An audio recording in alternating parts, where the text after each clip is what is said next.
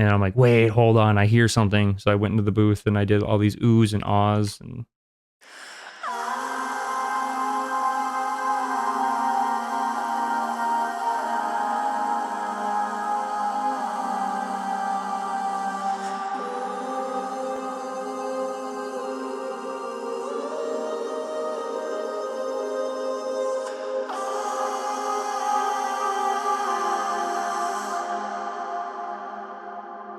it's fucking sick, dude.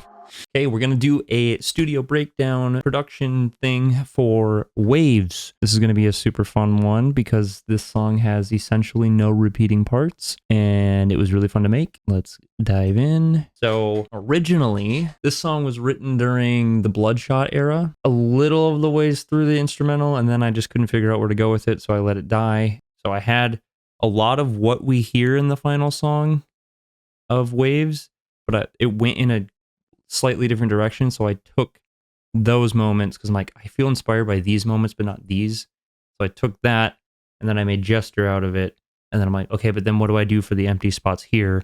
I don't know. So it just kind of sat in the folder for a while until we got to this album where when I sat down to work on it, it just, and then it all came and then the outro came and it just, sometimes you have songs that you have and you never know what to do with them. And then 6 years later, it's like, oh yeah, this is obviously what I should do with this song. So we start off the song with just some guitar riffing, which I'm sure some of you already know too. The first half of this had different lyrics, but we rewrote that and did new phrasing and stuff like that. But overall, if we're going to start with the instrumental here, which this was a really weird, I don't even know how to describe this. I was just messing around, but this riff, I don't even remember how to play it, but I remember it being like kind of tricky.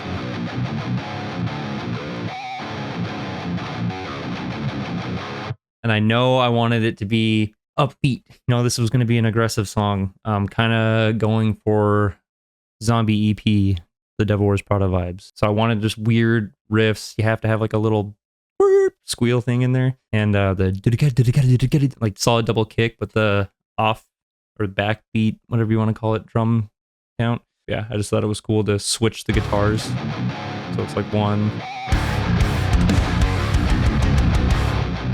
And go to the other one.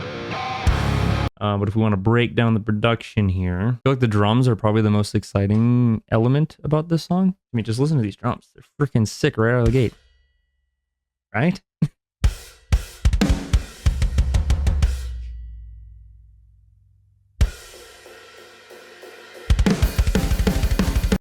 Like little light taps on the cymbals to like bring that energy in.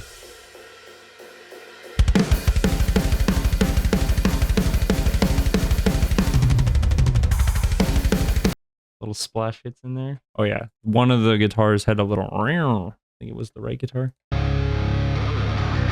Yeah, like that one little part of the riff I really wanted palm muting, so it's like open,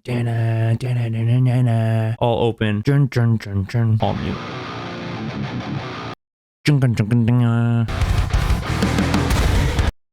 Like, so that guitar part was very, very The Devil Wears Prada Zombie EP. And if I take out the tracks,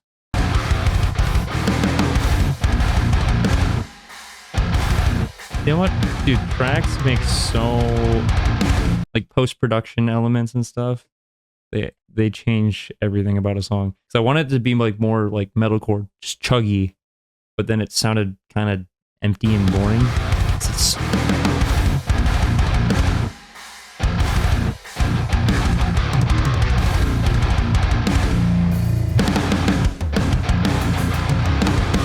It works, you know, it can work, but it's the tracks. And I think on the track side of this, so far, the only things we have been slam hits. That's a cool slam hit.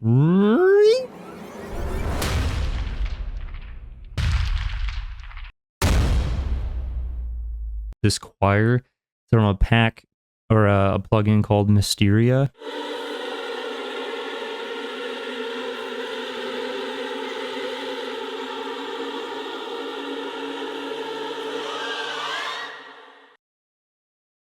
So So yeah, that was just like one note, because it's like the way the plugin works is there's like two filters or whatever.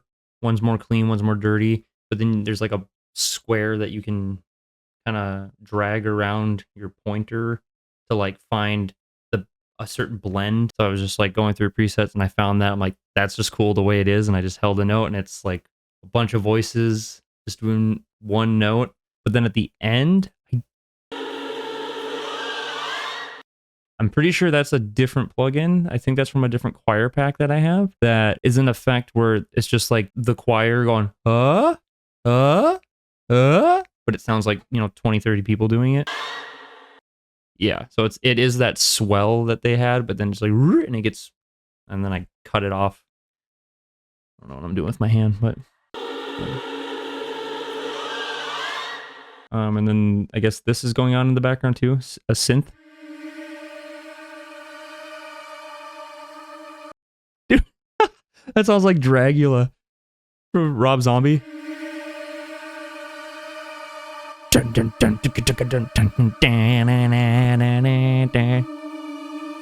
That's funny. I forgot that was in there. That sounds cool. I want to use that again. So if you just add in the choir and the synth, right?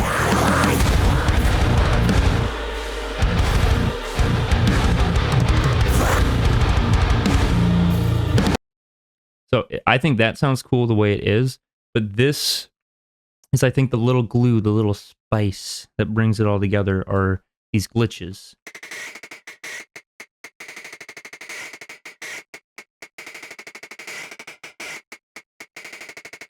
So all these little hits right here, some on the left are harder than the ones on the right, but I think it's technically like an EDM snare, if I remember correctly. I probably am not remembering correctly. This was so long ago. But yeah, I didn't want it to have too much predictability. I wanted it to be kind of, whoa, what's going on?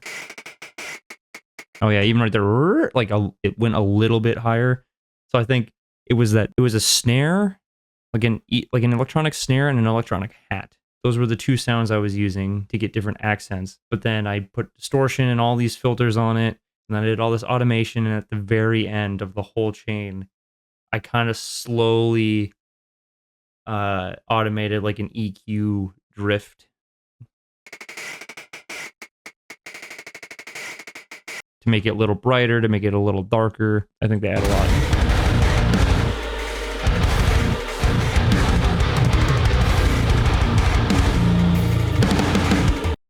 But that's the shit you don't hear. 9 out of 10 times, someone listening to the song is never going to hear that. They're never going to know it's there. It's, but you take it away and it sounds like something's missing.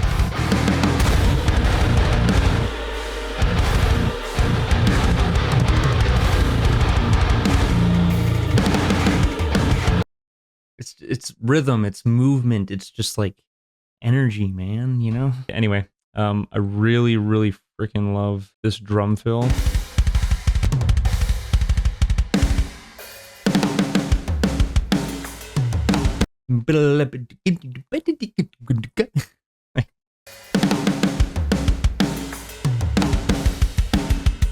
Okay, so before we get into this chorus, I want to talk about vocals. Nothing lasts forever!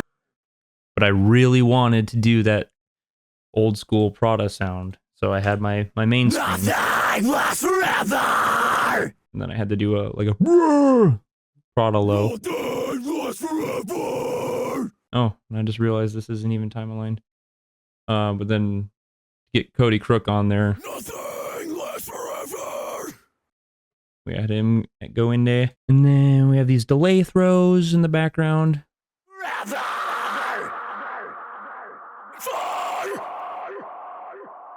This is the stuff where on the vocal side of things, if you don't have these, I think it sounds a little weird. It's very subtle, but without the delay throws. Nothing lasts forever! At least nothing worth living for! I escaped this and I survived this! Like, it kind of just sounds like one line and then the next line and then the next line. Which again, this isn't mixed. This isn't mixed, so the volumes are going to be all over the place. But you add in those delay throws. Nothing lasts forever!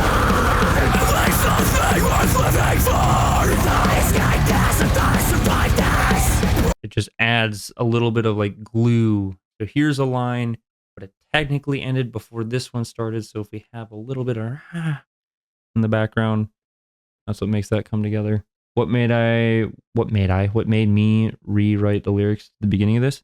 I just wasn't really happy with it, to be honest. I think I was settling because of time constraints, and if I remember correctly, it was like getting close to being like, because Logan lives in Virginia and we had to fly him in, but then he couldn't be away for too long because he was streaming and that's his job. So it was like, all right, here's a weekend and we have to record everything vocally this weekend. We just got to a point where like, okay, well, either we don't finish this song and we have to book another studio trip, or we just roll with what he had. And it was kind of like, well, it's not terrible. I like it, so it's fine. So we went with it. But then when he left and we were like going to rework the entire album, I was like, okay, well, so it's like if I have the opportunity and the time to like craft something that I can feel more, then I'm going to do it.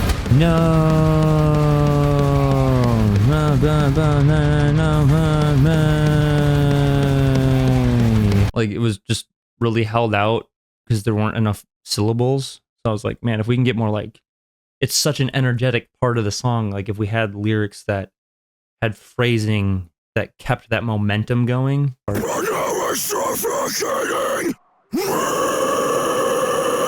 So on that me, we have just Cody's vocal. And then I think he doubled it. Yep. And then I did a low too, I think. Oh, that's actually hilarious. You can hear that I don't say the same word because it's supposed to be me. So that's actually my low scream from the original lyric. Because I think it's like, how much harder can this fucking get or something? How much lower can I fucking get? Whatever the lyric was. But you don't even hear that in the mix. But that's actually hilarious to know. Get is what my low layer says. So we kept that pause break in the lyrics because I liked that flow. But then I think a little bit in this section here, I wanted to change rhythmically on the vocals as well. I can't begin to explain it. And I feel like that's a thing I could go into is I can't begin to it when I go into a scream and then when I pull back into a voice. Because sometimes it's cool when it's all 100%. But if this was just I can't begin to explain it, totally fine. But I feel I can't begin to explain it. I think it adds a little bit more dynamic. I can't begin. B.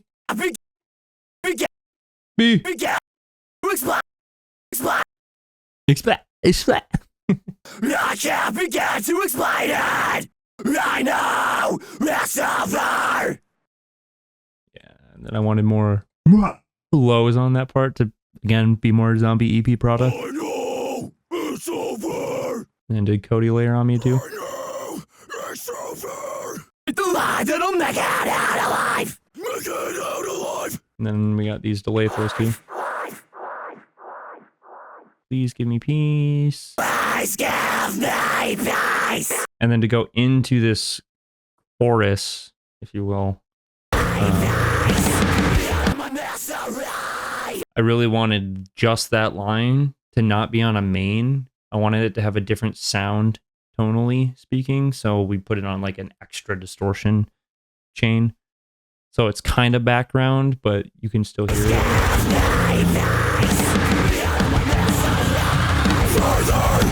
And again, this isn't mixed, so it's going to jump all over the place. But on all the further, I wanted that to be on the distortion channel as well for like extra layering and texturing. More of Cody's lows. Yeah, just wait till you hear the MySpace deathcore version of What Do You See in Me. Cody's going to go as low as possible to be like Phil Bozeman, and then I'm going to go as high as possible to try and sound like Mitch Lucker. But yeah, I think that definitely adds because that gave it way more Slipknot vibes, which was the direction I was trying to go with this anyway originally. But the that kind of makes it a hook, repeating the same phrase even though it's screaming and there's no melody. Further, in the abyss, I start to slip further into my head, am I losing it?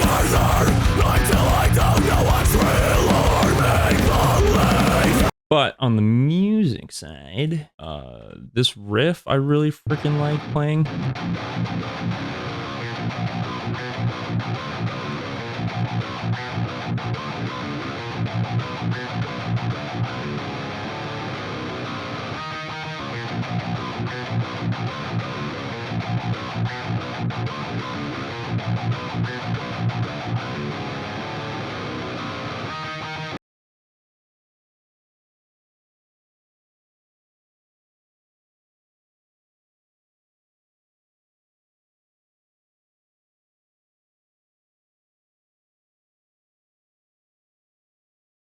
Freaking fun, and the drums going like just on the ride.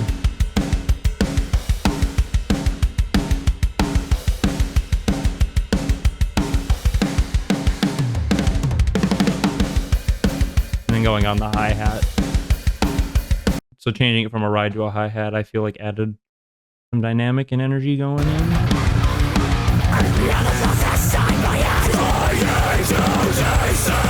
On this whole section, we had a double of my scream on the extra distortion.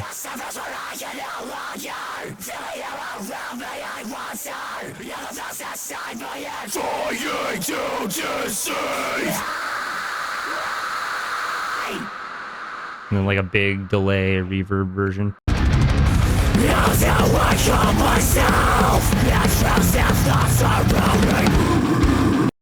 Okay, so one scream is and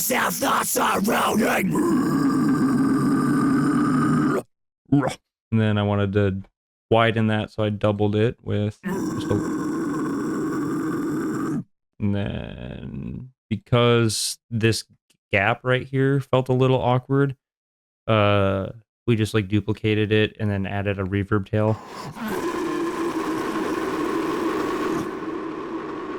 Right there. And then we got a big layer here.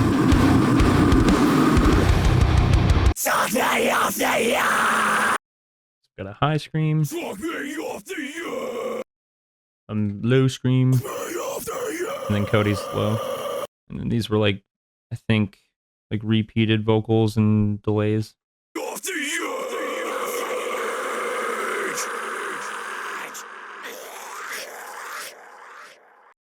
Ah, yeah, that's right, because we had this. And then I wanted that to like pan to either side as it was going on. I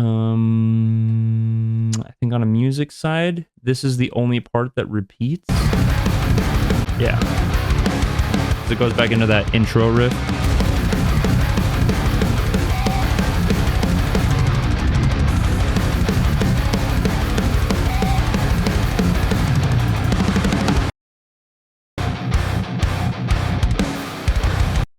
See, I love that trick where one guitar does like something like chugging and the other one does the riff. So like one guitar just and the other guitar does the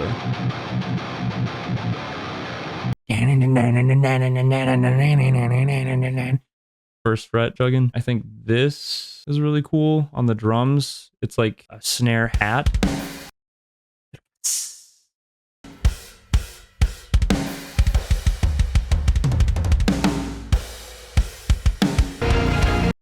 Okay, yeah, so this breakdown's cool. We got some post-production stuff. I'm pretty sure we don't have anything going on in that chorus. Okay, so breakdown without the tracks, okay?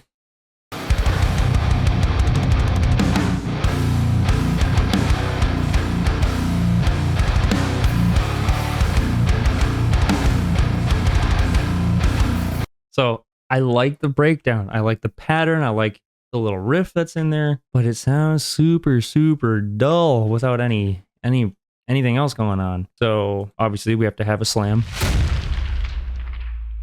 First thing going on in there is a piano.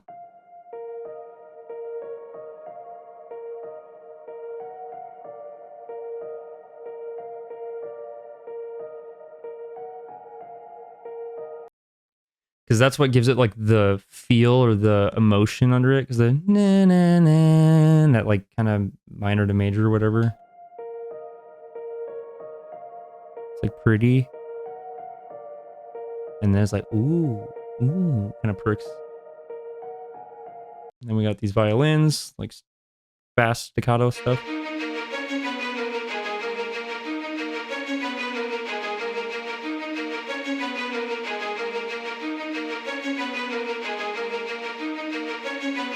Pad underneath.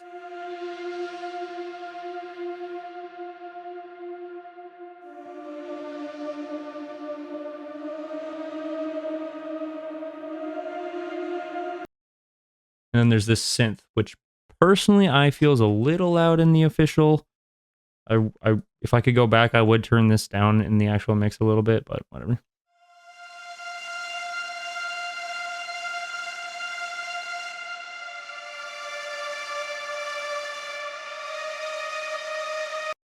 You put that synth, that pad, that violin, and the piano. This is what you get.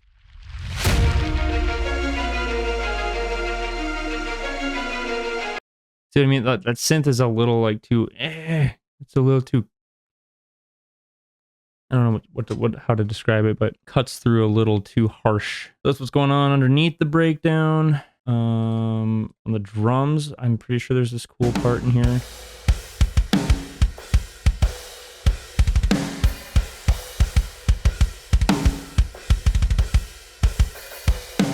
Yeah, that little hi-hat hit. So halftime. And pick it back up. But is that on the China? Yeah, so the first part, full time on the crash.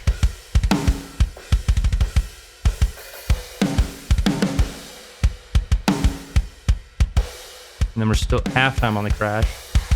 And now we're full time on the China. To give it a different sound. And then I added a little pause in here. Like this little gap right here in the breakdown was very intentional because it subverted your expectation that it was going to end the same way as this whole part. But because it's just a continuous palm mute held out chug and then a riff, I wanted there to be at least a moment of pausing so you can breathe and it doesn't sound just like the same thing copy pasted.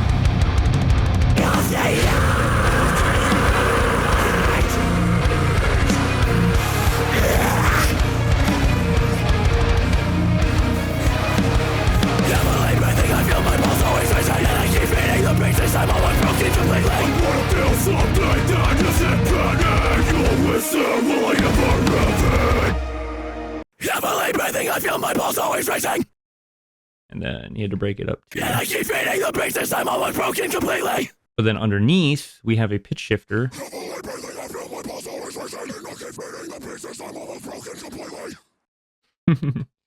Try to give it like a COD Zombies sound a little bit. I feel my pulse always racing. And I keep feeling the beats this time almost broken completely. I wanna feel something that isn't panic. You'll listen, will I ever have it? And then having the delay right here was very, very important to me. Because that would help it tie in. So this was the part.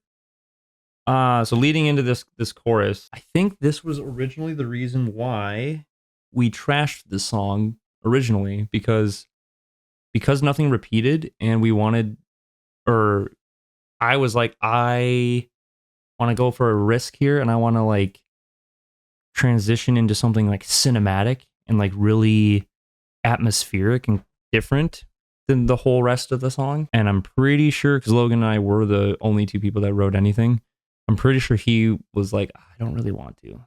He's like, I'm not super into this song. Nothing repeats. Like, it's not that catchy.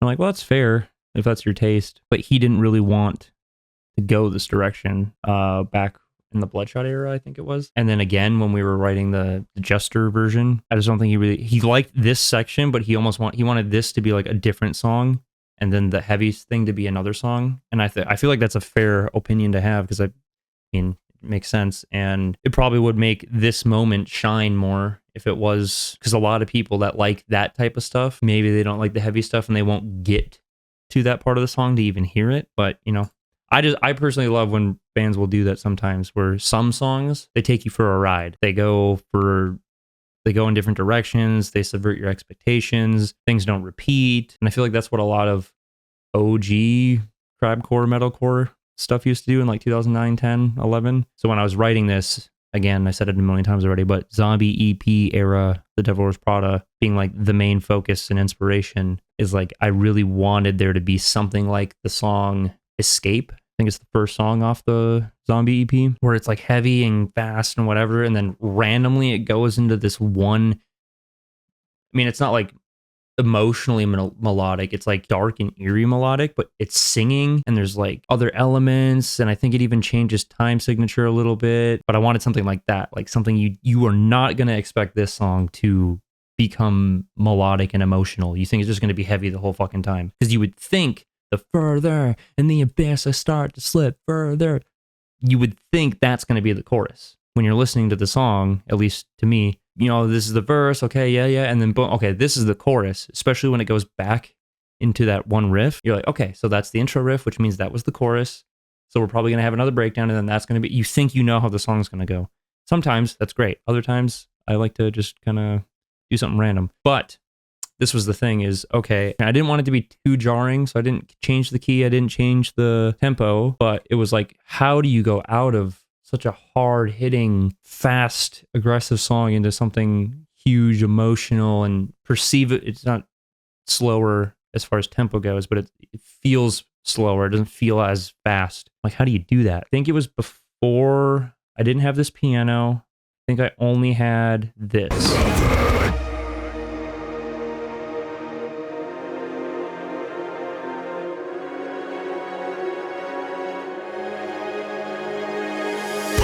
I liked it, but something about it wasn't like connecting it. So I worked so long on finding a piano rhythm and melody that brought you from point A to point B. Because it's very similar. Aha, I'm remembering. This is what I was thinking. Because this piano in the breakdown that just happened, like that dun dun dun, that rhythm, it's the same thing. But then it goes to a different note. It's not so serious, it's more emotional, but it's basically the same thing. So it's like, you're not like, oh, this is totally brand new. There's something subtly that is similar, but it's changing into something. And then that's when it hits. Now you're in a different. Yeah. See, I love doing that shit. It was really hard to do, but I'm like, wait, why don't I just take the same piano, duplicate it, and then I'll change some of the notes to fit the direction I'm going in.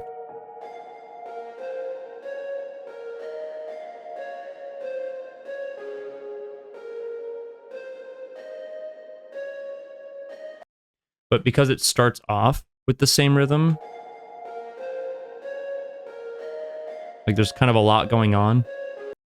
I wanted it to be like, okay, hold on, where's this going? And I wanted like the rising other strings to come in. So then spacing out the melody. Do, do, do.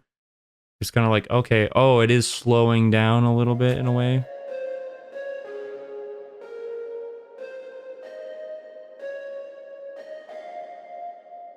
But yeah, it was really fun to do the strings and automate the volume or the intensity, like to make it feel like a cinema. This is the violas.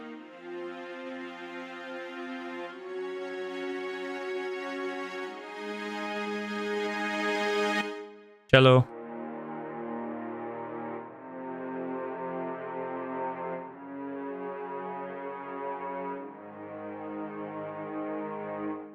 Very simple stuff, but all three of these elements together.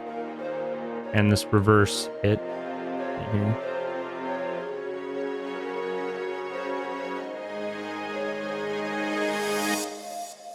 Like it just freaking just builds. Yep, then obviously we need a slam.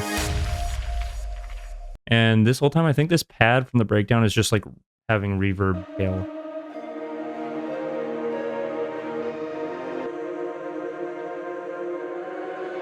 Oh, no, that turns into that. Okay, so I think that probably helped glue it. This synth is just a reverb tail.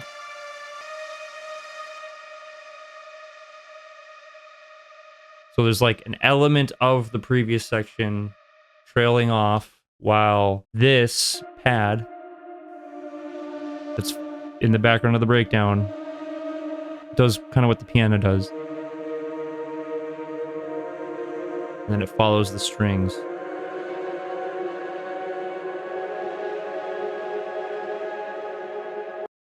Fuck yeah, dude. I fucking... Oh.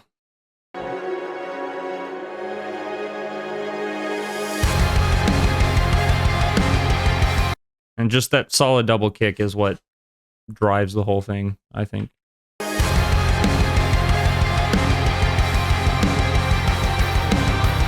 And it's interesting because there's actually no tracks going on under it. It's just these guitar leads. So if I take out these leads, that was the thing too I want to point out is for this part, because we're going into singing, I really wanted the guitars to go from being freaking riffy and crazy this whole time, and now they're just going to be simple chords. And I think the chord progression I ripped off is Breathe or Breath by Breaking Benjamin. You take the breath right out of me. You left a hole where my heart should be. But then it changes. But that's where I got the anyway. Wait, this is epic. But then something's missing. That little splash symbol in there. So I added this lead because I really want it to be atmospheric and feel huge. Oh, that's the wrong one. This one.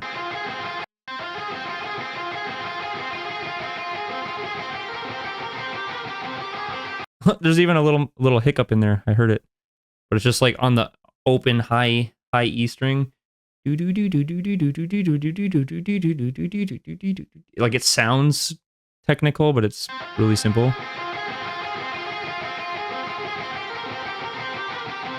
I kind of hit a wrong note.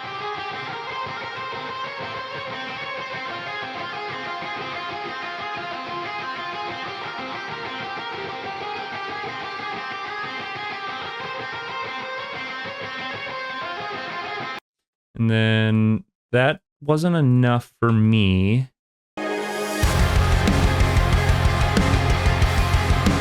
That gave it some more bounce and feel and atmosphere with the reverb. But then I'm like, I kind of want to do something like I did with Stuck, where it's just something very simple, one note, and just kind of doing its own melody. That's where I got.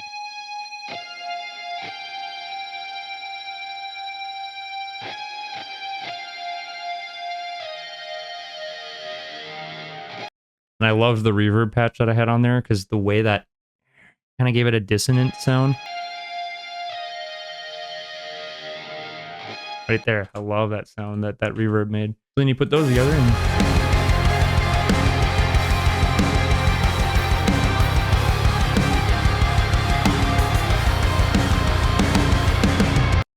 Okay, and then vocally, we got Cody. Waves come falling from the sky. Because we really wanted harsh cuts. Waves come falling. Waves come falling. But in the mix, you don't hear that. But it was like the little extra breaths and stuff were kind of like taking away from the atmosphere. So we really wanted it to be like really vocally. Then we got a left and a right. Waves come falling from the sky. Little wiggle in there. Let them wash me away. I think it might be my time. But his distortion when he does that. Time might be my time. First it felt like the rain, then it turned into waves. I let them wash me away. What is just the leads? First it felt like the Rain. But that little breath sounds sick.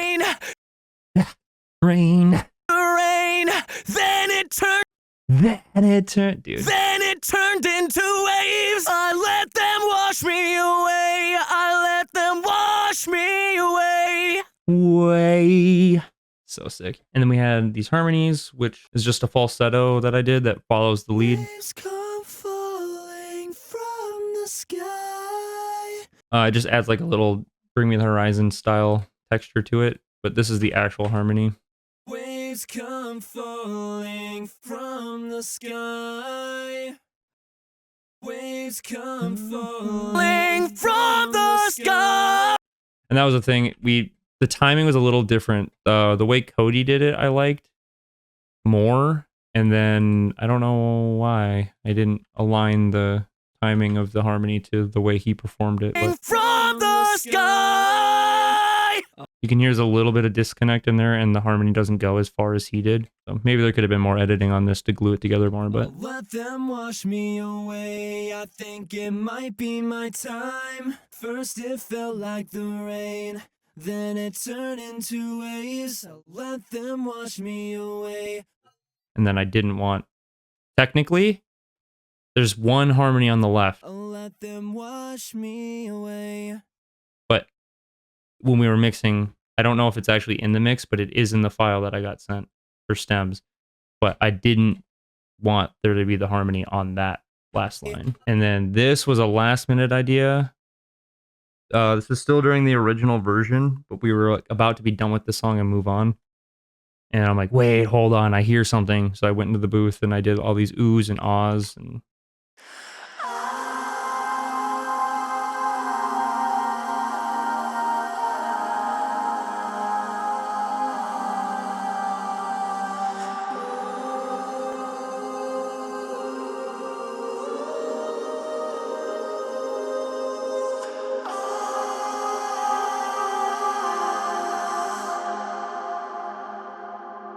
it's fucking sick, dude. And Cody had these background.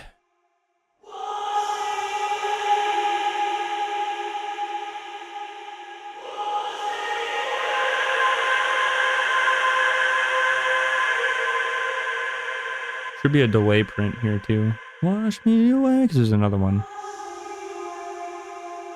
A little falsetto. And when we get to the music, give it a little bit of metalcore influence, a little bit of chugging in there.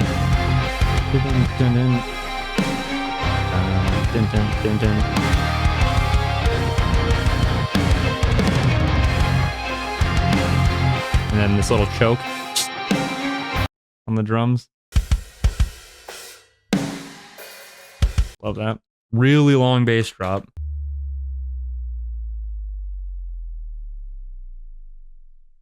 Which I don't even know if you can hear on a phone, but really long bass drop. We got this piano, which is just the outro piano, I think. Yeah. Love this piano melody I did. But then these violins are going on in the background.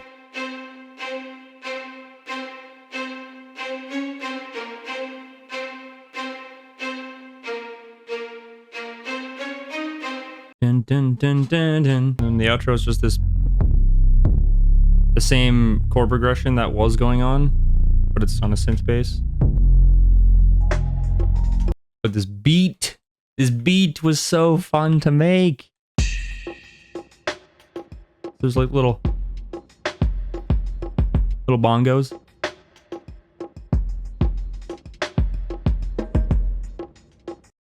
But there's so many like tambourine and like little, like, oh my gosh, you guys can hear it. Like, just try and listen to like every little teeny.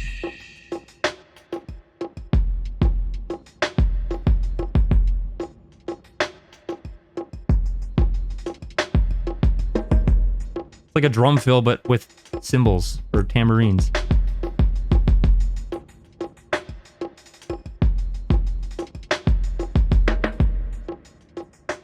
And that little like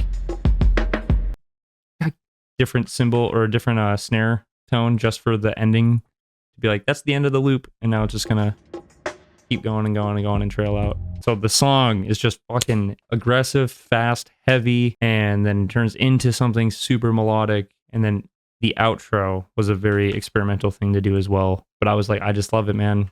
Because like this section alone is so pretty. The piano melody is so good. Just you don't expect it to be like this. And And this was more like I See Stars, because they on their New Demons album, there was a few songs where they ended with like just percussion-y electronic stuff. Had no vocals. It was just like first time you're hearing this. But the thing that kept this glued together to not feel so jarring was the fact that the bass is doing the same chord progression. So it doesn't feel like brand new part, but it's just like a really nice way for the reverb tail to end.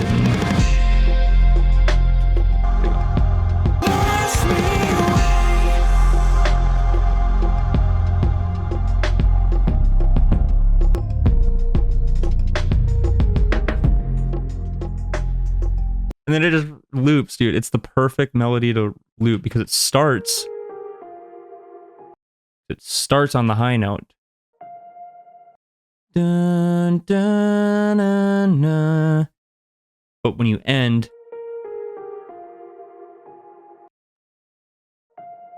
see, it doesn't end on the same note, but it is the same note. It's just an octave lower. All right. Anyway, I'm going to stop nerding out about that.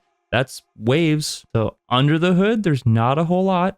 There's that little glitchy part. There's a light amount of synth work, adds that choir section, but it's just one note the whole time. Just a couple simple notes that transition into the outro. Yeah, just some simple melodies on the piano and a beat, and otherwise it's pretty much just like guitar, bass, drum, and vocal. Yeah, nothing too crazy, but it's just the song itself is...